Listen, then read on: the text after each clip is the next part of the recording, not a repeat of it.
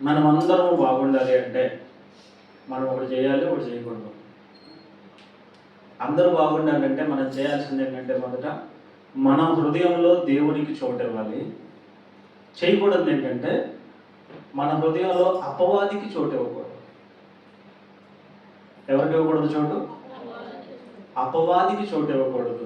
అపవాదికి చోటు ఇవ్వకూడదు అంటే, అసలు అపవాది ఎక్కడ ఉన్నాడో తెలిస్తే మనం చోటు ఇవ్వం. వాడు ఎలా ఉంటాడో తెలిస్తే వాడి దగ్గరికి కూడా రానివ్వం, చోటు ఇవ్వం. అపవాది ఎలా ఉంటాడో మీకు తెలుసా? కనపడతాడా? దేవుడు ఎలా ఉంటాడో తెలుసా? దేవుడు కనపడతాడా? దేవుడిని చూసారు ఎప్పుడైనా? కనపడతాడా మనకి? కనిపించడు. అలాగే అపవాది కూడా మనకి కనిపించడు. మనం చాలా చోట్ల చూస్తూ ఉంటాం, అపవాది అనగా సాతాను అనగా నల్లగా ఉంటాడని. స్కిట్స్లో మన వాళ్ళు స్కిట్ చేసినప్పుడు పైనుంచి కిందకి నల్ల డ్రెస్ వేసేసుకుని, చింపురు చుట్టూ ఒకటి వేసేసుకుని, చేతులు ఎలా పెట్టుకుని, ఏదేదో గిట్టగా కేకలు వేసుకుంటా, భయంకరంగా గోల్ చేస్తా, అల్లరి చేస్తా, గందరగోళం చేస్తూ ఉంటాడు. అపవాది అని అనుకుంటాం మనం. మనందరి పర్స్పెక్టివ్లో ఉండేది ఏంటి? అపవాది అనేవాడు అల్లరికి కర్త. వాడు అల్లరి చేస్తూ ఉంటాడు. ఎక్కడ అల్లరి ఉంటే అక్కడ అపవాది ఉన్నాడు. ఎక్కడ ప్రశాంతత, ఎక్కడ నెమ్మది ఉంటే అక్కడ దేవుడు ఉన్నాడు. ఇదేగా మనం అనుకునేది కదా. కానీ అపవాది కూడా రూట్ మార్చాడు. అల్లరి చేయట్లో ఇప్పుడు అపవాది ఎక్కడ ఉంటాడంటే, ప్రశాంతంగా, నెమ్మదిగా, చక్కగా, ఎక్కడైతే నెమ్మది ఉంటుందో, సమాధానం ఉంటుందో వాళ్ళ మధ్యలోకి వస్తున్నాడు, చారుతున్నాడు. వాళ్ళ హృదయంలో ఆలోచన పుట్టిస్తున్నాడు. నేనే దేవుణ్ణి అని మాటలు చెప్పడం ప్రారంభిస్తాడు. అటు చెప్పి కూడా జరుగుతూ ఉంటాయి. మనకి ఎలా ఉంటాయి అంటే, దర్శనాలు వస్తాయి, కళలు వస్తాయి. అబ్బా, దేవుడు నాతో మాట్లాడాడు అనుకుంటాం. ఎందుకంటే అది చెప్పినట్టు జరుగుతూ ఉంటుంది. జరుగుతుంది కాబట్టి దేవుడే నా దగ్గరకు వచ్చి మాట్లాడాడు అనుకుంటాం. అపవాది అంటే అల్లరి చేస్తాడు, భయపడతా ఉంటాడు, గందరగోళం చేస్తాడు అని మనకు తెలుసు. కానీ అపవాది అంట వెలుగు దూత వేషము ధరించుకుని వచ్చి మాట్లాడతాడు. వెలుగు దూత అపవాది కాదు. చాలా మంది వెలుగు దూత అంటే అది అపవాది సాధారణ అనుకుంటారు. కానీ వెలుగు దూత దేవుని దూత. వెలుగు దూత వేషాన్ని ధరించుకుని అపవాది వచ్చి మాట్లాడతాడు, మనల్ని మోసం చేస్తాడు. ఎంత మెస్మరైజ్ చేస్తాడంటే మనల్ని మంత్రముగ్ధులు చేసేస్తాడు. దేవుని ఆత్మ, దేవుని దూత వచ్చి మనతో మాట్లాడాడు, ప్రశాంతంగా ఉంది, మాట్లాడగానే అది జరిగిపోయింది. వెంటనే జరిగిపోతూ ఉంటుంది. 1, 2 సార్లు, 3 సార్లు, 4 సార్లు మనకి నమ్మకం కుదిరే వరకు కూడా మాట్లాడుతూ కార్యాలు జరుగుతూ ఉంటాయి. కాబట్టి దేవుడే నాతో మాట్లాడాడు, సో నేను దేవుడి మాట వింటున్నాను అని అనుకుంటూ నువ్వు దేవునికి చోటిచ్చాననే భ్రమలో అపవాదికి చోటిస్తావు హృదయంలో. అపవాది తన పని తాను చేస్తూ కొన్ని కార్యాలు జరుగుతూ ఉండగా నిదానంగా మనల్ని ట్రాక్ తప్పిస్తాడు. మనకు తెలియకుండానే దేవునికి దూరంగా వెళ్ళిపోతా ఉంటాం. అపవాదికి చోటించి దేవునికి చోటు ఇవ్వకుండా ఉంటాం. మనం ఎలాంటి చోట్లో ఉండకూడదు? వాస్తవానికి నిజంగా దేవునికి చోటిచ్చిన వాళ్ళు, దేవుడి హృదయంలో ఉన్నవాళ్ళు, దేవునితో సహవాసం చేసేవాళ్ళు, దేవుడు నాలో ఉన్నాడు అనుకున్న వాళ్ళు ఎలాంటి చోట్లో ఉండకూడదు? నాశనమయ్యే చోట్లో మనం ఉండకూడదు. దేవునికి చోటిచ్చిన వాడు నాశనం అయ్యేటువంటి ప్రాంతంలో ఉండడు. అంటే వాడు ఉన్న చోట నాశనం జరగకూడదు. ఎందుకంటే అపవాది లేడు, దేవుడు మనలో ఉన్నాడు. కాబట్టి మనము నాశనానికి కారకులం అవ్వకూడదు. అది మన నాశనం కాదు, ఇతరుల నాశనం కాదు, ఏ నాశనమైనా నష్టానికి దూరంగా ఉంటాడు. ఎవరు? దేవుడు. నష్టానికి, కష్టానికి, ఇబ్బందులకి అంటే జరుగుతూ ఉంటే అది వేరు. ఇంటెన్షనల్గా నష్టం, ఇంటెన్షనల్గా నాశనం, కావాలని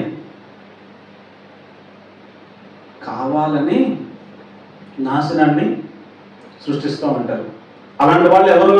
ఏ సంబంధాలు, దేనికి చోటిచ్చినట్టు వాళ్ళు? ఒకసారి చూద్దానండి. ఆదికాండం 19వ అధ్యాయం 14వ వచనం చూడండి, గమనించండి. దేవునితో సహవాసం చేసేవాళ్ళు, దేవునికి చోటిచ్చే వాళ్ళంట నాశనం నుంచి దూరంగా వెళ్తారంట. వాళ్ళు దూరంగా వెళ్ళటమే కాదు, వాళ్ళను కూడా నాశనంలో నుంచి దూరంగా తీసుకెళ్తారు. నువ్వు అపవాదికి చోటిస్తే ఎలా ఉంటావంటే, నువ్వు నాశనంలో ఉంటావు, నీతో పాటు నీ కుటుంబాన్ని కూడా నాశనంలోకి తీసుకువెళ్తావు. దేవునికి చోటిచ్చేవాడు నాశనం నుంచి దూరంగా వెళ్తాడు, నాశనం ఉన్న చోట వాడు ఉండడు. అపవాదికి చోటిచ్చిన వాడు నాశనంలోనే ఉంటాడు, నాశనంలోనికి అనేకుల్ని నడిపిస్తాడు. వ్యత్యాసం అర్థమవుతుందా? ఇక్కడ లోతుకి దేవుడు దూతల ద్వారా తెలియజేస్తాడు, ఈ ప్రాంతంలో నాశనం రాబోతుంది, సొదొమ గొమొర్రా ప్రాంతంలో నాశనం జరగబోతుంది, వినాశనం జరగబోతుంది, నీవు నీ కుటుంబాన్ని కాపాడుకో అని దేవుడు చెప్పాడు. అంటే అపవాది ఎప్పుడు కూడా ఇతరులను కాపాడే విధంగా మాట్లాడడు. దేవునికి చోటిచ్చిన వాళ్ళు, దేవుడి స్వరం వినేవాళ్ళు, వాళ్ళు ఎంతసేపు దేవుడు వాళ్ళకి ఎలాంటి మాటలు చెప్తాడంటే నాశనంలో నుంచి తప్పించే మాటలు చెప్తాడు. ఎదుటి వ్యక్తి పాపంలో ఉన్నాడు, పాపంలో పడిపోతున్నాడు, ఆ పాపంలో నుంచి ఆ వ్యక్తిని నువ్వు బయటకు తీసుకురావాలి. లేదా నువ్వు పాపంలో పడిపోతున్నావు, నువ్వే నాకు దూరంగా వెళ్ళిపోతున్నావు, నువ్వు ఆ అలవాటును మార్చుకోవాలి, నువ్వు ఆ పాపపు క్రియ నుంచి బయటకు రావాలి. దేవునికి చోటిచ్చిన వాళ్ళు దేవుని హృదయంలో ఉంటే, దేవుడు వాళ్ళ హృదయంలో ఉంటే దేవుడు చేసేది ఒకటే, సరి చేస్తూ ఉంటాడు. ఏం చేస్తాడు? సరి చేస్తూ ఉంటాడు, సరైన మార్గంలోకి తీసుకుని వెళ్తూ ఉంటాడు. దేవునికి చోటిచ్చిన వాళ్ళు ఎలా అంటే ఒక ఉలిని, ఒక రాయిని తీసుకువెళ్ళి శిల్పకారుడికి అప్పగిస్తే దేవుడి చేతిలో పడినప్పుడు ఆ శిల్పకారుడి చేతిలో రాయి పడితే శిల్పకారుడు ఆ రాయిని ఎలా శిల్పంగా మారుస్తాడు? చెక్కుతూ ఉంటాడు. చెక్కుతున్నప్పుడు దాని మీద ఉన్నట్టుదంతా కూడా ఆ రాయి అంతా, స్టోన్ అంతా కూడా ఏమవుతా ఉంటది? కొద్ది కొద్దిగా దెబ్బ పడుతున్న కొద్దీ అది ఒక శిల్పంలాగా మారుతుంది. దేవునికి నువ్వు చోటిస్తే దేవుడు కూడా నీ హృదయంలో నీకు నొప్పి కలిగే విషయాలే చెప్తాడు. నీకు బాగా ఇష్టం కొన్ని క్రియలు చేయడం, కానీ అది నీకు కష్టాన్ని మిగులుస్తుంది, నాశనంలోకి నుండి తీసుకుని వెళ్తుంది. ఇక్కడ లోతు తన అల్లుళ్ళకు చెప్తున్నాడు, ఇక్కడ నాశనం రాబోతుంది, మీరు దాంట్లో నుంచి బయటకు రండి అని. కానీ లోతు అల్లుళ్ళకి అది నచ్చల. ఎందుకంటే అది వాళ్ళకి ఇష్టంగా ఉంది, పాపం చేయడం ఇష్టంగా ఉంది. అక్కడ ఎలాంటి పరిస్థితులు ఉన్నాయి? సొదొమ గొమొర్రా ప్రాంతంలో వ్యభిచార సంబంధమైన క్రియల్లో ఉన్నారు. వామి వరుసలు లేకుండా వెచ్చలవిడితనంతో రెచ్చిపోతున్నటువంటి విశృంఖలమైనటువంటి వాతావరణంలో వాళ్ళు ఉన్నారు. అది వాళ్ళకి నచ్చుతుంది. నువ్వు ఆ ప్రాంతం వదిలిపెట్టు, ఇక్కడ నాశనం వస్తుంది, నువ్వు చేసేది కరెక్ట్ గా లేదు, మీరు ఇక్కడ నుంచి బయటకు రండి అంటే లోతు వాళ్ళకి ఎలా కనపడ్డాడంట? పిచ్చివాళ్ళలాగా, వెర్రివాళ్ళలాగా కనపడ్డాడంట. దేవుడు నిజంగా ఎవరైతే దేవుడికి చోటిస్తారో, ఎవరి హృదయంలో అయితే దేవుడు ఉంటాడో, వాళ్ళు చెప్పే మాటలు కూడా ఎదుటి వాళ్ళకి ఎలా ఉంటాయి తెలుసా? వెర్రితనంగా ఉంటాయి, పిచ్చి పట్టినట్లుగా ఉంటాయి. పాపం చేసేవానికి పాపం నుంచి దూరంగా రా అంటే వాళ్ళు ఏమంటారు? మనుషులందరూ చేసే మార్గంలోనే మేము ఉన్నాం, ప్రత్యేకంగా మేమేం చేస్తున్నాం? అందరూ చేసేది మేము చేస్తున్నాం. ఆ సొదొమ గొమొర్రా ప్రాంతంలో ఉన్న ప్రజలందరూ కూడా అదే పాపంలో ఉన్నారు. ఈయన ఒక్కడే వ్యతిరేకంగా, వ్యత్యాసంగా చెప్తూ ఉంటే ఆ మాటలు వాళ్ళకి ఎలా ఉన్నాయంటే పిచ్చి పట్టినోడు మాటలాగా, వెర్రి పట్టినోడు మాటలాగా ఉంది. సో అపవాదికి ఎవరైతే చోటిస్తారో వాళ్ళు పాపంలోనే ఉంటారు. అది వాళ్ళకి తీయగా ఉంటుందంట, సంతోషాన్ని ఇచ్చేదిగా ఉంటుందంట, దాంట్లోనే కొనసాగుతూ ఉంటారు. మరి మీరు ఆలోచన చేసుకోండి, మీ హృదయంలో మీరు అపవాదికి చోటిచ్చారా, దేవునికి చోటిచ్చారా? దేవునికి చోటు మీరు ఇచ్చినట్లయితే అది దేవుని స్వరమా కాదా అనేది మీకు ఎలా తెలుస్తుంది? దేవుని స్వరం మనల్ని ఏం చేస్తుందంటే ఎప్పుడు కూడా గద్దిస్తూ ఉంటుంది, సరిచేస్తూ ఉంటుంది, మనల్ని మంచి మార్గంలోకి తీసుకుని వెళ్తుంది దేవుని మాట, దేవుని స్వరం. అలా కాకుండా నా కుమారుడా నేను నిన్ను ఆశీర్వదిస్తున్నాను, నేను దీవిస్తున్నాను, నేను అది చేస్తున్నా, ఇది చేస్తున్నాను వచ్చిన స్వరాలన్నీ కూడా దేవుని స్వరంగా మనం తీసుకోవడానికి వీల్లేదు. ఆశీర్వాదం అనేది సపరేట్ గా దేవుడు నీకు ఇవ్వక్కర్లే. బైబిల్ గ్రంథంలో అన్ని ఆశీర్వాదాలు ఉన్నాయి. దేవుని వాక్యం అంతా కూడా బైబిల్ గ్రంథంలో ఉంది, ఆశీర్వాదాలన్నీ ఇందులోనే ఉన్నాయి. మళ్ళీ ప్రత్యేకంగా వచ్చి నా కుమారుడా అని నేను దీవిస్తున్నానంటే నిన్ను దీవించడం కోసమే, నిన్ను ఆశీర్వదించడం కోసమే ఆయన సిలువలో ప్రాణం పెట్టాడు, ప్రాణాన్ని అర్పించాడు. మళ్ళీ ప్రత్యేకంగా నిన్నొక్కడనే దీవిస్తాడా? నిన్నొక్కడిని ఆశీర్వదిస్తాడా? సర్వ మానవాళిని పాపంలో నుంచి విడిపించడానికి, వాళ్ళని ఆశీర్వదించడానికి ఆయన ప్రాణాన్ని ఇచ్చేసాడు క్రైదనంగా. ప్రత్యేకంగా మళ్ళీ నీతో చెప్పడు నేను నిన్ను ఆశీర్వదిస్తున్నాను అని. చెప్తున్నాడు అంటే అపవాది స్వరమే అయి ఉంటుందేమో, జాగ్రత్త ఆలోచించేయండి. మనకి నచ్చేది కూడా ఏంటి? మనం ఆశీర్వదించబడదామంటే మనకు నచ్చుతుంది, మనకి మేలు జరుగుతుందంటే అది నచ్చుతుంది. అపవాది కూడా ఆ మార్గంలో వస్తాడు. నీ మనసుకు ఏది ఇష్టమో అదే చెప్తాడు. నువ్వు అది చూస్తున్నావు. దేవుడైతే దేవుడి లేఖనానికి విరుద్ధంగా దేవుడు మాట్లాడు, అబద్ధం ఆడరాదు అని దేవుడి వాక్యం చెప్తుంటే దేవుడు వచ్చి స్వరంతో, మెల్లలేన చల్లనైన స్వరంతో వచ్చి, నా కుమార్తె నువ్వు ఇప్పుడు అబద్ధం చెప్పు, అబద్ధం చెప్తే వాడి ప్రాణం రక్షించబడుతుంది, కాబట్టి నువ్వు అబద్ధం ఆడు, తప్పే లేదు, అబద్ధం చెప్పు అని దేవుడు వచ్చి చెప్పడం. అపవాది వచ్చి ఆలోచన పుట్టిస్తాడు, ఇక్కడ నువ్వు అబద్ధం చెప్పాలి, అబద్ధం చెప్తే నీకు మేలు, వాళ్ళకి మేలు, ఇద్దరికే లాభం కలుగుతుంది, కాబట్టి అబద్ధం చెప్పు. మెల్లగా చక్కగా వచ్చి ఆలోచన చెప్తాడు. అపవాది ఏం చెప్తున్నాడు, దేవుడు ఏం చెప్తున్నాడు? దేవుడు తాను చెప్పిన మాటకు విరుద్ధంగా ఇంకో మాట చెప్తాడా? బైబిల్ గ్రంథంలోనేమో చెయ్యొద్దు అని చెప్పాడు, అందరికీ కూడా విశుద్ధం చేశాడు, అందరికి అర్థమయ్యేలాగా కొన్ని ఆజ్ఞలు ఇచ్చాడు, మనిషి ఎలా బ్రతకాలో చెప్పాడు కదా. మరి ఇప్పుడు దేవుడు మళ్ళా దర్శనంలో నీకు కనబడి, లేకపోతే ఇంకొకరికి ప్రవచనం ద్వారా వచ్చి ప్రవచించి ఈ వాక్యానికి విరుద్ధంగా చెప్తాడా? ఒక్క మాటే చెప్తాడు, ఆయన మాట అవునంటే అవును, కాదంటే కాదు, అందులో వ్యత్యాసం ఏమి ఉండదు. వేరే రకంగా చెప్తున్నాడంటే అది దేవుని స్వరం అనుకోవాలా, అపవాది స్వరం అనుకోవాలా? అపవాదికి చోటిచ్చిన వాళ్ళు నాశనంలోనే ఉంటారు. ఆ లోతల్లుళ్ళు అపవాదికి చోటిచ్చారు. సొదొమ గొమొర్రా ప్రాంతం అంతా కూడా అపవాది ఆలోచనలతో నింపబడిపోయింది. తర్వాత వాళ్ళకి వచ్చిన పరిస్థితి ఏంటంటే ఆకాశం నుంచి అగ్ని గంధకాలన్నీ వచ్చి దహించి వేసిన ఆ ప్రాంతం అంతా కూడా. అట్లీస్ట్ అసలు లోతు భార్య కూడా లోతు మాట వెళ్ళలేకపోయిందండి.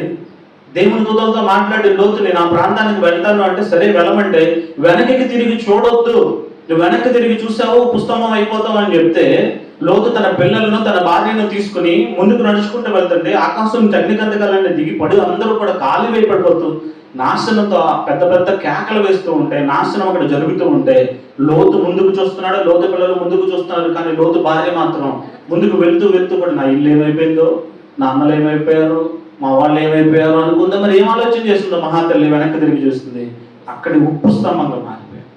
హల్లెలూయా. దేవుని మాట ఎలా ఉంటుందంటే అది ఒక తోటలాగా ఉంటుంది అంతే. ఆయన చెప్పింది చెప్పినట్లు జరుగుతుందంతే. కొంతమంది ప్రవచించేస్తారు, నీకు మగపిల్లడు పుడతాడు లేకపోతే ఆడపిల్ల పుడుతుంది, నీకు ఇది జరుగుతుంది అది జరుగుతుంది ఒక మాట అనేస్తారు. ఎలక్షన్స్ టైంలో మన వాళ్ళు ఎలా అంటారు, చాలా మంది వచ్చారు, ఈసారి కూడా జగన్ గారే గెలుస్తున్నారు అని చెప్పి మాటలు చెప్పిన వాళ్ళు చాలా మంది ఉన్నారు. ఓడిపోయేసరికి మళ్ళీ దాన్ని మాట మార్చి వాళ్ళ తప్పు వల్ల ఓడిపోయారు, వాళ్ళు తప్పు చేశారు కాబట్టి ఓడిపోయారు. దేవుడు అయితే వాళ్ళని గెలిపించాలనుకున్నాడు, కానీ ఇప్పుడు వాళ్ళు దేవుడికి నచ్చినట్లుగా లేరు కాబట్టి ఓడిచ్చాడు వాళ్ళు. అంటే దేవుడు ముందేమో గెలుస్తారని చెప్తాడు, తర్వాత ఏమో ఓడిపోతే కారణాలు చెప్తాడా? నీకు మగపిల్లాడు పుడతాడని నాకు దర్శనంలో దేవుడు చెప్పాడు, నీ కుమారుడు పుట్టబోతున్నాడు అని చెప్పి ఆడపిల్ల పుడితే అప్పుడు పాస్టర్ గారు ఏమంటాడు వచ్చి, నాకు దేవుడు చెప్పాడు మగపిల్లాడు పుడతాడని, కానీ మీరు దేవుడికి నచ్చని పని ఏదో చేశారు, అందుకే కడుపులో వెంటనే బిడ్డని మార్చేశారు అంటారా? చాలా ఆచితూచి మాట్లాడాలి. నీ ఊహలో వచ్చిన ఆలోచనలన్నీ దేవుడు చెప్పాడని నువ్వు ప్రకటించడానికి వీల్లేదు. ఎందుకంటే దేవుడి మాట అవునంటే అవును, కాదంటే కాదు. ఆయన మాట శుద్ధి వంటిది, ఆయన మాట అగ్ని వంటిది. శుద్ధి వచ్చి తగిలినప్పుడు ఎంత దెబ్బ తగులుతుందో, ఆయన మాట నీ హృదయాన్ని తాకితే, నీ హృదయాన్ని బద్దలు చేస్తే, నీ పాపం స్థితి నీకు అర్థమవ్వాలి, నీ పరిస్థితి నీకు అర్థమవ్వాలి. నేను సరైన మార్గంలో లేని వాక్యం చెప్తుంది, నేను ఇది సరి చేసుకోవాలి, ఈ పాపంలో నేనున్నా, దీంట్లో నుంచి నేను బయటకు రావాలని దేవుడు నన్ను గద్దిస్తున్నాడు. అగ్ని ఎలా మనల్ని దహిస్తుందో ఆయన మాట కూడా మన హృదయంలోనికి వచ్చినప్పుడు లోపల దావానలంగా దహించుకుపోతూ ఉంటది. పాపపు ఆలోచన నీలో ఉంటే నువ్వు ఏ స్థితిలో ఉన్నావు అది నీకు గుర్తు చేస్తూ ఉంటది, నిన్ను కలవర పెడుతుంది, అంతే కూర్చోనివ్వదు. పరిశుద్ధాత్మ నిన్ను సంధిస్తే పశ్చాత్తాపం పుట్టాలి, నీ కళ్ళ వెంట కన్నీరు రావాలి, నీ స్థితి అంతా నీకు అర్థమవ్వాలి. అది దేవునికి చోటిస్తే, దేవుని మాటకు నువ్వు చోటిస్తే, దేవుని మాట నీ హృదయంలోనికి ప్రవేశిస్తే జరిగేది అది. దేవుని మాట మనల్ని పశ్చాత్తాపంలోకి తీసుకువెళ్తుంది, పాపపు ఒప్పుకోల్లోకి తీసుకువెళ్తుంది. దేవునికి చోటిచ్చిన వాడు సరిచేయబడతాడు, అపవాదికి చోటిచ్చిన వాడు ఆశీర్వాదం కోసం వెంపర్లాడతాడు. పలానా చోటకి వెళ్తే ఆశీర్వాదం జరుగుతుందంట, మేలులు జరుగుతాయి అంట, అక్కడికి వెళ్దాం ఇక్కడికి వెళ్దాం పరుగులు చేస్తున్నారు ప్రజలు. ఇదేమి గారడి విద్యలు కాదు. దేవుని మాట ఎక్కడైనా సరే ఒకటే ఉంటది. ఈ బైబిల్ గ్రంథంలో ఉన్న మాట పొల్లైనా కూడా తీయటానికి వీల్లేదు, కలపడానికి వీల్లేదు, కలిపి చెరపడానికి వీల్లేనే లేదు. అది ఏదైతే ఉందో అదే ఉన్నది ఉన్నట్టుగా యథార్థంగా మనం స్వీకరించగలగాలి.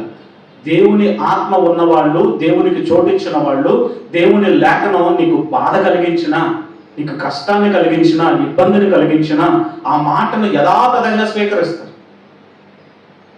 చెయ్యొద్దు అంటే దేవుడు చెయ్యరంతే, చేయమన్నాడంటే అది చేస్తారంతే. దానికోసం వేరే వీళ్ళు తెలివితేటలేం ఉపయోగించరు. సో దేవునికి చోటిచ్చిన వాడు నాశనమయ్యే చోటికి దూరంగా ఉంటాడు. అలాగే చీకటి గల చోట్లో కూడా ఉండడం. చూద్దాం రండి ఒకసారి. 74వ కీర్తన 20వ వచనం. లోకములో ఉన్న చీకటి గల చోటులు బలాత్కారుల నివాసంతో నిండి ఉన్నాయి. చీకటిలో ఉన్నవారు ఎవరంట? బలాత్కారులంట. లోకంలో ఉన్న చీకటి గల చోట్లన్నీ కూడా బలాత్కారులతో నిండబడి ఉన్నాయి.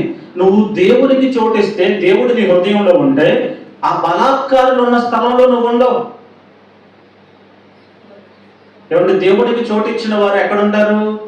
చీకట్లో ఉండరు, వెలుగులో ఉంటారు. నువ్వు ఇంకా చీకట్లోనే ఉంటూ, బలాత్కారుల్లోనే ఉంటూ, బలాత్కారము చేసేవాడవగానే ఉంటూ, నేను దేవుడిలో ఉన్నాను, దేవుడు నాలో ఉన్నాడు, దేవుడికి నేను చోటించాను అని నువ్వు అనుకుంటే వాక్యానికి విరుద్ధం. అని దేవుడికి నువ్వు చోటు ఇవ్వాల, అపవాదికి చోటిచ్చావు. చీకటిలోనే ఉన్నాం. చీకటి అంటే ఏంటి అసలు? బలాత్కారం అంటే ఏంటి? ఎదుటివాడికి నచ్చని పని నువ్వు బలవంతంగా చేయడం. బైబిల్ పట్టుకుంటాం, దేవుని సన్నిధికి వస్తాం, ప్రార్థనలు చేస్తాం, కానీ ఎదుటివాడికి నచ్చని పని బలవంతంగా చేపిస్తాం. కుటుంబంలోనే భార్య కొన్ని సందర్భాల్లో భర్తకు నచ్చని పనిని బలవంతంగా చేపిస్తుంది. భర్త కొన్ని సందర్భాల్లో భార్యకి నచ్చిన పనిని బలవంతంగా చేపిస్తున్నారా? ఇద్దరు సమాధానంతోనే ఇద్దరు ఒక మాటకు వచ్చి అలా కాదు ఇలా అని చెప్పి ప్రేమగా మాట్లాడుకుని చేయడానికి ఇష్టపడుతున్నారా? అక్కడ దేవుడు అనుకున్నట్టు, దేవుడికి మీరు చోటిచ్చినట్లు. దేవుడికి మీరు చోటిస్తే సమాధానం ఉంటుంది. దేవుడు మీతో ఉంటే ఆ చీకటిని వెలుగుగా మారుస్తాడు. చీకటి క్రియలను వెలుగులోకి తీసుకుని వస్తాడు. ఆ చీకటి తలంపులను తీసివేసి వెలుగు తలంపులతో మిమ్మల్ని నింపుతాడు. ఇతరులకు మేలు చేసేవారిగానే ఉంటారు, కానీ నాశనాన్ని కలిగించేవారిగా ఉండరు. బలాత్కారులుగా మీరు ఎంత మాత్రమో ఉండరు. అపవాదికి చోటిచ్చిన వాళ్ళు బలాత్కారులుగా ఉంటారు. బలాత్కారం అంటే వాళ్ళకి నచ్చంది కూడా బాధపడుతూనే నువ్వేమన్నా అంటావని, నువ్వేదో బాధపడతావని బలవంతంగా చేస్తూ ఉంటారు. అలా చేపించేవాడు చీకట్లో ఉన్నట్టే. అపవాదికి చోటిచ్చిన వాడు బలాత్కారిగా ఉంటాడు. మొదట ఏమనుకున్నాం? అపవాదికి చోటిచ్చిన వాడు నాశనానికి దూరంగా ఉండడు. దేవునికి చోటిచ్చిన వాడు నాశనానికి దూరంగా ఉంటాడు. దేవునికి చోటిచ్చిన వాడు ఈ చీకటికి దూరంగా ఉంటాడు. అపవాదికి చోటిచ్చిన వాడు నాశనానికి దగ్గరగా ఉంటాడు. అపవాదికి చోటిచ్చిన వాడు చీకటికి దగ్గరగా ఉంటాడు, చీకటిలో ఉంటాడు, బలాత్కారిగా ఉంటాడు. మరి మీరు ఎలా ఉన్నారు? ఈ రెండింటి విషయాలను బట్టి మిమ్మల్ని మీరు ఒకసారి పరిశీలన చేసుకోండి. ఇంకొక మాట చూద్దాం రండి. కీర్తనలో 5వ కీర్తన 4వ వచనం ఒకసారి చూడండి. చెడుతనానికి దూరంగా ఉంటాడు దేవునికి చోటిచ్చిన వాడు. చెడుతనానికి ఆయన దగ్గర అసలు చోటే లేదంట. అపవాదికి చోటిచ్చిన వాడు చెడుతనానికి దగ్గరగా ఉంటాడు, చెడు చేయడానికి దగ్గరగా ఉంటాడు. అంత మాత్రమే కాదు, మొదటి కీర్తన 1వ వచనంలో ఉంటుంది, అపహాస్యకులకు మనం దూరంగా ఉండాలి. అపహాస్యకులు ఉన్న చోట మనం ఉండకూడదు. దేవునికి చోటిచ్చిన వాడు, దేవుడు హృదయంలో కలిగి ఉన్నవాడు అపహాస్యం చేయుడు, అపహాస్యకులు ఉన్న చోట ఉండడు, అపహాస్యకులకు దూరంగా వెళ్తాడు. అదే అపవాదికి చోటిచ్చిన వాడు అపహాస్యకులతో కలిసి ఉంటాడు, వాడు అపహాస్యకుడుగా ఉంటాడు. అపహాస్యకుడు అంటే ఏంటంటే కామెంట్ చేయటం, ఎదుటి వాళ్ళని హేళన చేసి మాట్లాడటం. పొట్టోడా, నల్లోడా, ఎర్రోడా, బక్కోడా, రకరకాలుగా వాడుకున్న బలహీనతను బట్టి వాడిని అపహాస్యం చేసి, కామెడీ చేసి, కామెంట్ చేసి, ఆ కామెడీలో సంతోషాన్ని ఎత్తుక్కోవడం. ఎదుటివాని హృదయాన్ని గాయపరిచే మాటలు మాట్లాడి, వీళ్ళు 4-5 ఉంటే వీళ్ళంతా కలిసి ఒక బ్యాచ్గా ఉండి ఒకరిని టార్గెట్ చేసి వాడిని పద్దాక ఏడిపిస్తూ ఉంటూ వాడిని టార్చర్ పెడతా ఉంటారు అనమాట. అపహాస్యం చేస్తూ ఉంటారు. అపహాస్యకులతో కూర్చుంటారు.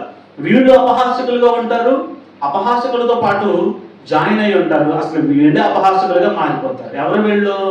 అపవాదికి చోటిచ్చిన వాళ్ళు. వీళ్ళ క్రియలే చెప్తే, వీళ్ళ యాక్షన్స్ చెప్తే, చెడుతనానికి దూరంగా ఉంటే దేవుడు నీలో ఉన్నాడని, దేవుడికి నువ్వు నిజంగా చోటిచ్చావని, దేవుడు దేవుడు దేవుడు అని మాటలు చెప్తూ యేసు ప్రభు నాలో ఉన్నాడని చెప్తూ చెడ్డ కార్యాలలో నువ్వు చేస్తూ ఉంటే, దేవుని సన్నిధికి వచ్చినప్పుడేమో పరిశుద్ధంగా ఉన్నట్లుగా దేవుణ్ణి స్తుతిస్తూ, ఆరాధిస్తూ, పాటలు పాడుతూ, వాక్యాలు చదువుతూ, వాక్యాలు ధ్యానం చేస్తూ, అవకాశం ఇస్తే వాక్యాలను బోధిస్తూ, చెడుతనాన్ని అసహించుకోవాలని ఇక్కడ బల్లబుద్ధి వాక్యాలు చెప్పి బయటికి వెళ్ళి నువ్వు చెడ్డ క్రియలన్నీ చేస్తూ ఉంటే నీ హృదయంలో ఎవరున్నట్టు? అపవాది ఉన్నాడా, దేవుడు ఉన్నాడా? నువ్వు బోధించినా బోధించకపోయినా చెడ్డ క్రియలకు దూరంగా ఉన్నావు అంటే, ఇతరులకు నువ్వు చెప్పినా చెప్పకపోయినా చెడ్డ క్రియలకు దూరంగా నువ్వు ఉన్నావు అంటే నీలో దేవుడు ఉన్నట్లే, దేవుడికి నువ్వు చోటిచ్చినట్లే. మన హృదయాన్ని దేవుడికి ఇస్తున్నామా, అపవాదికి ఇస్తున్నామా? ఏమండి, ఆలోచన చేయండి. నిజంగా అపహాస్యకులుగా మనం ఉంటున్నాం. అసలు మనం ఎవరిని కామెంట్ చేయట్లేదా? చేస్తున్నామా? ఎదుటివాడికి ఉన్న బలహీనతలను బట్టి మనం కూర్చున్నప్పుడు అసలు 2 వ్యక్తులు కలిస్తే, లోకంలో కూడా ఒక నానుడు ఉంది, కొప్పు కలిస్తే ఏం చేస్తారంటే 2 కొప్పులు ఒక చోట ఉంటే ఏమైంది? నిప్పే. 2 కొప్పులు కలిస్తే నిప్పెట్టేస్తాయంట. అది లోకంలో నానుడు. ఇక్కడ స్త్రీ పురుషులని భేదం ఏమీ లేదు. కొప్పులు కలిసిన, ఆ మీసాలు ఉన్నవాళ్ళు కలిసిన, పురుషులు కలిసిన, స్త్రీలు కలిసిన, 2 కలిసారంటే వాళ్ళు మాట్లాడుకునేది ఏంటో చెప్పనా? ఎవరి గురించి మాట్లాడుకుంటారు? లేని వాళ్ళ గురించి మాట్లాడుకుంటారు. ఉన్న వీళ్ళిద్దరి గురించి ఒకరి గురించి ఒకరు మాట్లాడుకోరు. నిజంగా దేవునికి చోటించిన వాళ్ళు ఎవరైనా ఉంటే, వాళ్ళిద్దరూ కలిసి ఉంటే, ఎదుటి వానిలోనే నీకు లోపాలు కనపడితే, ఎదుటి వానిలోనే తప్పులు కనపడితే నువ్వేం చేస్తావు తెలుసా? డైరెక్ట్గా ఆ వ్యక్తితోనే మాట్లాడతావు. ఇదిగో నువ్వు ఇది తప్పుగా ఉంది, ఈ ఆలోచనలు, ఈ మాటలు సరిగ్గా లేవు, వీటిని నువ్వు సరి చేసుకో, దేవుడికి ఇది వ్యతిరేకంగా ఉంది అని చెప్తావు. అలా కాకుండా అపవాదికి చోటిచ్చిన వాళ్ళైతే వాళ్ళు ఎదురుకుండా కనపడినా కూడా, ఆహా ఎంత చక్కగా పాట పాడావు నువ్వు, సూపర్ అక్క, భలే పాడావు, నాకు కూడా నేర్పించవా అని మాట్లాడతాం. అక్క తెలంగాణే ఇంకో చెల్లో పక్కన ఎవరో వస్తారు, ఆమె దగ్గరికి వెళ్ళి ఏం పాట పాడటం, అది అసలు రాగం ఏంటి, అసలు మ్యూజిక్కి తగినట్టు పాడిందా? ఎవరున్నారు లోపల? ఇప్పుడు చెప్పండి, మీ హృదయంలో అపవాదం ఉన్నాడా, దేవుడు ఉన్నాడా? దేవుడికి మీరు చోటిచ్చిన వాళ్ళైతే యథార్థంగా ఉంటారు. వాళ్ళకి కష్టం కలిగినా, ఇబ్బంది కలిగినా ముఖం మీద వాళ్ళకి చెప్తారు, సరి చేస్తారు. దేవుడి వాక్యం ఏం చేస్తుంది? సరి చేస్తుంది. దేవుడు ఆయన ఆలోచన, ఆయన తత్వం ఏంటంటే చెడులో ఉన్నవాడిని సరైన మార్గంలోకి తీసుకురావడమే. అతిశయం ఉండదు, గర్వం ఉండదు, అహంకారం ఉండదు. దేవుడు కలిగి ఉన్న వాళ్ళకి. మరి మీరు ఎవరిని కలిగి ఉన్నారు?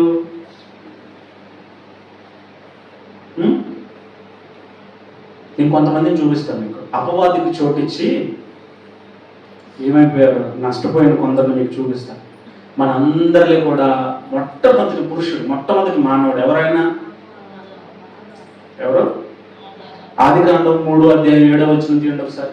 ఎలాంటి నష్టాన్ని తెచ్చుకున్నారు హవ్వ ఆదాములు గమనించారు మీరు? ప్రతిరోజు చల్లపూట వేళ దేవుడే దిగి వచ్చి హవ్వతో ఆదాముతో మాట్లాడి వెళ్తూ ఉంటే, దేవుని మాట వింటూ దేవునికి హృదయంలో చోటించినంత కాలం, ఆయన మాటల మీద దృష్టి నిలిపినంత కాలం దేవుడే దిగి వచ్చేవాడు చల్లపూట వేళ ప్రతిరోజు. ఏంటి ఆదాము, ఈరోజు ఏం చేసావు, ఏంటి పనులు, ఏంటి నీ ఆలోచనలు, ఏం చేద్దాం ఇంకా సృష్టిలో? మరి ఏం మాట్లాడాడు? సృష్టిని పరిపాలన చేయడానికే వాళ్ళిద్దరిని సృష్టించాడు కదా. సృష్టిలో ఉన్న జీవరాశులన్నిటికీ పేర్లు ఆదాము చేత పెట్టించాడు కదా. ఏంటి నీ రాజ్యం ఎలా ఉంది, పరిపాలన బాగా జరుగుతుందా, అంత బాగా ఉందా అని దేవుడు వచ్చి రోజు మాట్లాడి వెళ్ళేవాడు. ఎప్పుడైతే హవ్వ ఆదాములు దేవుని మాటను పక్కన పెట్టి అపవాదికి చోటిచ్చి, దేవుని మాటను పక్కన పెట్టి అపవాదికి చోటిచ్చి, అంటే రెండు విషయాలు. దేవునికి అపవాదికి నువ్వు చోటు ఇవ్వాలి అంటే ఏం చేయాలి? మొదట అపవాదికి నువ్వు చోటిస్తున్నావు అంటే మొదట దేవుని మాటను తీసి పక్కన పెడుతున్నావు. దేవుని నీ హృదయంలో నుంచి పక్కకు పంపించి అప్పుడు అపవాదికి చోటిస్తున్నావు. హవ్వమ్మ చేసింది అదే. దేవుడు చెప్పాడు ఆ పండు తినొద్దు, కానీ అపవాది వచ్చి ఏం మాట్లాడాడు? ఏంటి ఇది నిజమా, మిమ్మల్ని పండు తినొద్దు అన్నాడా? ఇది తింటే మీరు దేవతలు అయిపోతారు, అందుకే దేవుడు మిమ్మల్ని దేవతలు చేయటం ఇష్టం లేక దేవుళ్ళలాగా మీరు మారిపోతారు కాబట్టి దేవుడు మిమ్మల్ని తినొద్దు అన్నాడు. అవునా? తినేసింది. హవ్వకి తీసుకెళ్ళి ఆదాముకి ఇచ్చేసింది, ఇద్దరు తినేస్తుంది. దాని పర్యవసానం ఏంటి? అప్పటి వరకు వాళ్ళు దిగంబరులు అని తెలియదు, దిగంబరులు అని తెలిసి అంజూరపు చెట్లను తీసుకుని ఆకుల్ని శరీరానికి కప్పుకొని చెట్టు చాటం దాక్కుంటున్నారు. చల్లపొట్ట వల్ల దేవుడు దిగి వస్తే దేవుడి నుంచి ఏం చేస్తున్నారు? వీళ్ళు దాక్కుంటున్నారు. అపవాదికి చోటిస్తే దేవునికి దూరంగా పారిపోయేలా చేస్తాడు వాడు. దేవుని సన్నిధికి రానివాడు. అపవాదికి చోటించి మీరు చేయరాని కార్యాలు మీరు ఏమైనా చేస్తే, పాపపు క్రియల్లోకి మీరు వెళ్తే మీ హృదయం ఎలా ఉంటుందంటే ఇక్కడ హవ్వ ఆదాము లాగానే దేవుని సన్నిధికి దూరంగా పారిపోతారు, మందిరానికి రావడానికి దూరంగా పారిపోతారు. దేవుని దైవజనులు ఎదురైతే వాళ్ళని ఫేస్ చేయడానికి కూడా దూరంగా పారిపోయి ముఖం తిప్పుకుని తిరుగుతూ ఉంటారు. వాళ్ళని కనపడాలన్నా, వాళ్ళతో మాట్లాడాలన్నా కూడా మీకు మనసు ఉండదు. అపవాది మీ హృదయంలో నాటేసిన విత్తనం అలాంటిది, చీకటి సంబంధమైనది, అది చెడ్డ క్రియలతో కూడుకున్నది, చెడు తలంపులతో కూడుకున్నది. హవ్వ ఆదాములు ప్రతిరోజు దేవుడితో మాట్లాడే వాళ్ళే దేవుడి నుంచి దూరంగా చెట్టులు చాటు చేసుకుని దూరంగా వెళ్ళిపోయారు, దాక్కుంటున్నారు. చూసారా? అపవాదికి చోటిస్తే ఏం జరుగుతుందంట? దేవుని సన్నిధికి దూరంగా పారిపోతాం, దేవుడి నుంచి దూరంగా పారిపోతాం. హవ్వ ఆదాములే చెట్టులు చాటు చేసుకుని దూరంగా పారిపోతున్నారు. ఇంకొక ఆయన అపవాదికి చోటిచ్చి గుడ్డివాడైపోయాడు. ఎలాంటి వాడో తెలుసా? ఆయన గాడిద, పచ్చి దవడ ఎముకతో 1000 మందిని చంపేశాడు. దేవుని ఆత్మ ఆయన మీద ఉన్నప్పుడు దేవునికి ఆయన చోటిచ్చినంత వరకు పచ్చి దవడ ఎముకతో 1000 మందిని చంపేశాడు. నక్కల తోకలను ముడేసి నిప్పంటించి చేలన్నీ తగలబెట్టేశాడు. ఎవరైనా? సంసోన్ సింహాన్ని రెండుగా చీల్చేశాడు అంతే. సంసోనమ్మా, రెండు ఒకసారి చూద్దాం. న్యాయాధిపతుల గ్రంథం 16వ అధ్యాయం 21వ వచనం. ఫిలిష్తీయులకి సంసోన్ అంటే మామూలు భయం కాదు. ఎందుకంటే ఒక్కడ ఎంతమందిని చంపాడో, ఎంతమంది మీదకి వెళ్ళాడో, దేవుని ఆత్మ ఆయన మీదకి దిగి వచ్చినప్పుడు, పరిశుద్ధాత్ముడు ఆయన సంధించినప్పుడు ఆయన ఒక చాలా బలశౌర్యం కలిగిన వాడిగా సింహాన్నే చీల్చేసే అంత శక్తివంతుడిగా ఉన్నటువంటి సంసోను దేవునికి చోటు ఇవ్వకుండా దేవుణ్ణి పక్కన పెట్టి అపవాదికి చోటు ఇవ్వడం ప్రారంభించాడు. దెలీలా అనేటువంటి ఒక స్త్రీకి చోటిచ్చి ఒక వ్యభిచారి వద్దకు వెళ్ళి ఆమె దగ్గర సమయాన్ని గడపడం ప్రారంభించాడు. ఆమె తొడ మీద తలబెట్టుకుని నిద్రపోయే అంత దేవుణ్ణి పక్కన పెట్టి అక్కడ అలా ఉంటూ ఉంటే చివరికి ఆమె ఏం చేసింది, ఇంట్లో ఉన్న శక్తిని ఏదో తెలుసుకుని తల వెంట్రుకలు తీయించేసి గోడు గుండు కొట్టించేసి ఇక ఈ శక్తి అంతా పోయింది. ఫిలిస్తీన్లు వచ్చారంట, పట్టుకున్నారు, 2 కళ్ళు పొడి చేశారంట. ఆయన తీసుకుని వెళ్ళి గానుగ ఎద్దులాగా మార్చి, గానుగ తెలుసుగా తిరగని తిప్పినట్టుగా ఇదివరకు ఉండే చెక్క గానుగలు ఉంటాయి కదా, అలాగే ఒక ఎద్దులాగా కట్టేసి చుట్టూ తిప్పి ఆయనతో నూనె తీపించారంట. అసలు ఆయన దగ్గరికి రావాలంటేనే వీళ్ళకి భయం. అలాంటి వాళ్ళ చేతిలో బందీగా ఎలా అయిపోయాడు? కంటి చూపును పోగొట్టుకునే స్థితిలోకి ఎందుకు వెళ్ళిపోయాడు సంసోను అంటే దానికి కారణం ఏంటంటే దేవునికి చోటు ఒక అపవాదికి చోటిచ్చాడు. దేవుణ్ణి పక్కకు నెట్టేసి అపవాదిని హృదయంలోనికి తెచ్చుకుని అపవాదికి చోటిచ్చేసరికి అంధకారం అలముకుంది. చూసారా, దేవునికి చోటిచ్చినంత వరకే మన బ్రతుకు, దేవుడు మనతో ఉన్నంత వరకే మనలో వెలుగు, దేవుని వాక్యం మనలో ఉన్నంత వరకే మన బ్రతుకు ఒక విలువ. ఆయన మనలో లేకపోతే మనకి విలువే లేదు. గాడిదకు విలువ ఎలా వచ్చింది? యేసు ప్రభు ఆ గాడిద మీద ఎక్కాడు కాబట్టి ఊరేగింపులో తీసుకువెళ్తున్నప్పుడు గాడిద కూడా ఆయనతో పాటు ఊరేగింపబడింది. మనలోకి ఆయన రావాలి, ఆయన వాక్యం మనలో ఉంటే మనం కూడా ఊరేగింపబడతాం, మనకు కూడా ఘనత వస్తుంది, మనకు కూడా అధికారం వస్తుంది. దేవుడు మనలో ఉంటేనే, దేవుడికి మనం చోటిస్తేనే, దేవుడికి మనం చోటు ఒక అపవాదికి చోటిస్తూ దేవుడిని మనం పక్కన పెట్టేస్తే మనకి ఏమొస్తుందంట? ఘనహీనత. సంసోను ఎలాంటి వాడు? చివరికి ఏమైపోయాడు? ఫిలిస్తీన్ల శత్రువుల చేతుల్లో చిక్కబడిపోయి చివరికి లాస్ట్లో దేవుడిని బ్రతిమలాడుకుంటే మరలా దేవుడు ఆత్మను ఇచ్చాడు, దేవాలయాన్ని అంతా కూల్చివేశాడు, ఆయన చచ్చిపోయాడు, వాళ్ళందరినీ చంపాడు. ప్రయోజనం ఏంటి? అపవాదికి చోటిస్తే చివరికి నష్టమే, కష్టమే. ఇందాక ఆదాము దేవుడి నుంచి దూరం అయిపోయాడు, ఇక్కడ సంసోనేమో ప్రాణాన్ని పోగొట్టుకున్నాడు. మరి మనం ఎవరికి చోటిద్దాం? దేవునికి చోటిద్దామా? రండి ఇంకొక వ్యక్తిని చూద్దాం. లూకాసు వార్త 1వ అధ్యాయం 22వ వచనం. ఎవరి గురించి చెప్పబడుతుంది ఇక్కడ? ఎవరైనా మన గతంలో కూడా మాట్లాడుకున్నాం కదా, ఏ పేరు? జకర్యా. జకర్యా దేవుని ప్రవక్త. ఆయన దేవుని మాటకు చోటు ఇవ్వలేకపోయాడు, నమ్మలేకపోయాడు. పిల్లలు లేరు, వృద్ధులైపోయారు, వృద్ధాప్యంలో ఉన్నారు.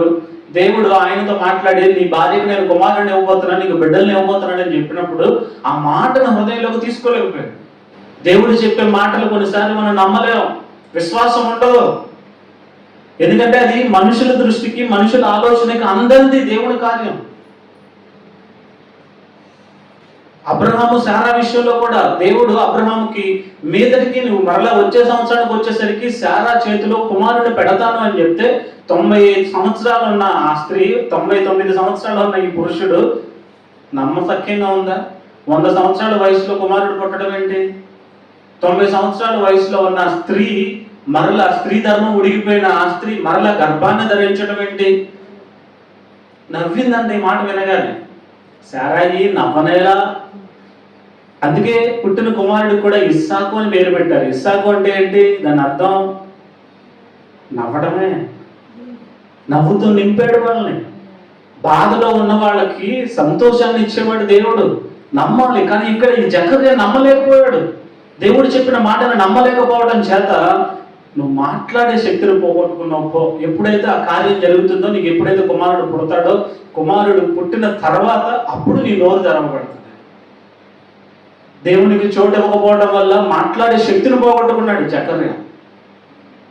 మరి మీరు దేవునికి చోటు ఇస్తున్నారా? కొన్ని సందర్భాల్లో ఎవరు? జకర్యా దేవుడు తెలియనివాడు కాదు, ప్రవక్త, దేవుని కార్యాలు చేసే యాజకుడు. ఆయన యాజకత్వ ధర్మాన్ని నిర్వర్తించేటువంటి జకర్యా ఆయనే నమ్మలేకపోయాడు, విశ్వాసం చూపించలేకపోయాడు, దేవుని మాటని నమ్మలేకపోవడం చేత మాట్లాడే శక్తిని పోగొట్టుకున్నాడు, మోగవాడైపోయాడు. హల్లెలూయా. దేవునికి చోటిస్తావా, అపవాదికి చోటిస్తావా? అపవాది నీకు అపనమ్మకాన్ని కలిగిస్తాడు, అపవాది నీలో అవిశ్వాసాన్ని పుట్టిస్తాడు. అపవాది నీలో ఉన్నాడు అంటే దాని అర్థం ఏంటంటే నువ్వు దేవుని నమ్మలేవు, దేవుని మాటను అసలే నమ్మలేవు. ఏంటి, యేసు ప్రభు ఏంటి, కన్యకకు పుట్టాడా? ఇది ఎలా సాధ్యం? కన్యక పిల్లల్ని ఎలాగంటది? వీళ్ళన్నీ అబద్ధాలు చెప్తున్నారు. స్త్రీ పురుషుల కలయిక వల్లే పిల్లలు పడతారు. కన్యక అసలు ఎలా పుడుతుంది? పిల్లల్ని కంటుంది, అవకాశమే లేదు. వీడి హృదయంలో ఏముంది? అవిశ్వాసం ఉంది. దానికి కారణం ఏంటంటే అపవాది ఉన్నాడు లోపల, నమ్మనివ్వట్ల. దేవుని శక్తి మనుషుల శక్తికి మించింది, నీ మేధస్సుకు మించింది, సైన్స్కి మించింది. విశ్వాసంతో నమ్మాలి. అన్నిటికీ రుజువులు కావాలంటే నమ్మాలంతే. నమ్ముట నీ వల్ల అయితేనే సాధ్యం. నమ్మాలంతే. నమ్మలేకపోతున్నావు అంటే నీలో అపవాదం ఉన్నాడని అర్థం. అన్నిటికీ కూడా అడ్డదిడ్డంగా మాట్లాడుతూ ఉంటారు. అపవాది నీలో ఉంటే ఎవరిని నమ్మలేవు, దేవుడిని అసలు నమ్మలేవు, వాక్యాన్ని అసలు నమ్మలేవు. కానీ దేవుడు నీలో ఉంటే, దేవుడికి నువ్వు చోటిస్తే వివేచన జ్ఞానం, విచక్షణ జ్ఞానం, వివేచన జ్ఞానం దేవుడు నీకు ఇస్తాడు, చక్కగా నడిపిస్తాడు. జకర్యా లాంటి వాడే అపవాదికి చోటిచ్చి మోగవాడి. ఇప్పుడు మనం ఎవరెవరి గురించి చెప్పుకున్నాం? ఆదాము, హవ్వ, ఆదాములు, సంసోను, జకర్యా, ముగ్గురు గురించి చెప్పుకున్నాం కదా. ఈ ముగ్గురు దేవునికి చోటు ఇవ్వలేదు. కొన్ని సందర్భాల్లో చోటు ఇవ్వకపోవడం వల్ల అపవాదికి చోటు ఇవ్వటాన్ని బట్టి నష్టాన్ని చూశారు. అలా వీళ్ళ ముగ్గురికి దేవుడు తెలీదా? దేవుని శక్తి తెలీదా? దేవుని వాక్యం తెలీదా? ఆయన మాటలు తెలీదా? ఆయనతో మాట్లాడే అనుభవం లేదా? అన్నీ ఉన్నాయి. మనం కూడా అంతే. మనకి దేవుడు తెలీదా? దేవుని వాక్యం తెలీదా? ఆయన ఆరాధించడం తెలీదా? ఆయన దర్శనాలు చూడటం తెలీదా? అన్నీ తెలుసు. కానీ కొన్ని సందర్భాల్లో ఆయనకి చోటు ఇవ్వకుండా అపవాదికి చోటిచ్చి వాళ్ళలాగే మనం కూడా నష్టాన్ని కొని తెచ్చుకుంటాం. అలాంటి స్థితిలోకి మనం దయచేసి వెళ్ళొద్దు. అపవాదికి చోటు ఇవ్వద్దు, దేవునికే చోటిద్దాం. అపవాది మీతో మాట్లాడుతున్నాడా, దేవుడు మీతో మాట్లాడుతున్నాడా గ్రహించండి. వచ్చిన ప్రతి దర్శనం దేవుడు చెప్పాడు, దేవుడు చెప్పాడు, దేవుడు చెప్పాడు. నన్ను దేవుడు అత్యున్నతన్నాడు, దేవుడు నన్ను ఇచ్చేయొద్దన్నాడు, దేవుడు నన్ను ఇయ్యే వేసుకోమన్నాడు, దేవుడు నన్ను అయ్యే వేసుకోమన్నాడు, దేవుడు నన్ను అక్కడికి వెళ్ళమన్నాడు, ఇక్కడికి వెళ్ళమన్నాడు. ప్రతిది దేవుడు చెప్పాడు, దేవుడు చెప్పాడు, దేవుడు. నీ హృదయంలో వచ్చిన ఆలోచనలన్నీ దేవుడు చెప్పాడని భ్రమం ఉండేలాగా అపవాది నిన్ను ఒక ట్రాప్లో పడేస్తున్నాడు అంతే. దేవుడు చెప్తే అది జరుగు తీరుతుంది, అపవాది చెప్తే అది జరగచ్చు, జరగకపోవచ్చు. నీతో ఎవరు మాట్లాడుతున్నారు? అన్ని దర్శనాలను కొట్టేయమని నేను చెప్పట్లా, అన్ని దర్శనాలను నమ్మమని నేను చెప్పట్లా. దేవుని లేఖనానుసారంగా అది ఉందా లేదా ఆలోచించాలి. అపవాదికి చోటించి వెలుగుతూత వేషం ధరించుకుని వచ్చి వాడు నీతో మాట్లాడుతున్నాడా? నిజంగా దేవుడే నీతో మాట్లాడుతున్నాడా? నీ హృదయంలో ఎవరు ఉన్నారు? మీరు ఆలోచించాలి. ఈరోజు చెప్పబడిన మీ మాటలను బట్టి మీరు అపవాదికి చోటిచ్చారా, దేవునికి చోటిచ్చారా? పరిశీలన చేసుకోండి. మిమ్మల్ని మీరు ఇప్పటివరకు చెప్పిన ఈ మాటలన్నింటిలో మీరు ఆలోచన చేస్తే నిజంగా మీరు ఎవరికి చోటిచ్చారో క్లారిటీ వచ్చేస్తుంది. ఆ వచ్చిన దాన్ని బట్టి దేవుడి దగ్గర ప్రార్థించండి. మీ స్థితిని ఆయనకి చెప్పండి, సరి చేసుకోండి. వాక్యానికి విధేయత చూపించండి, లోబడండి. అపవాదికి చోటు ఇవ్వక దేవునికి వాక్యానికి చోటిచ్చి ఆశీర్వాదాన్ని పొందుకోండి.